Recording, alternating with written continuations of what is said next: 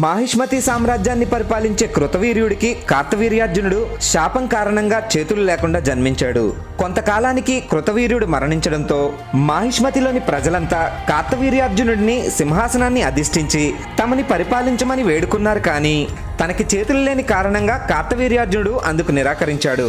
కార్తవీర్యార్జునుడి గురువు గర్గ మహర్షి దత్తాత్రేయుడికి సేవలు చేసి ఆయన్ని ప్రసన్నం చేసుకుంటే కార్తవీర్యార్జునుడికి చేతులు వచ్చే అవకాశం ఉందని కార్తవీర్యార్జునుడితో అన్నాడు. అలాగే దత్తాత్రేయుడిని ప్రసన్నం చేసుకోవడం అంత సులభం కాదని, దత్తాత్రేయుడు మనల్ని పరీక్షించడానికి ఒకసారి యోగిలా కుక్కలతో సంచరిస్తూ ఇంకోసారి మద్యం సేవిస్తూ స్త్రీలతో గడుపుతూ జుగుప్స కలిగించేలా ప్రవర్తిస్తాడని అప్రమత్తంగా ఉండమని కార్తవీర్యార్జునుడితో అన్నాడు.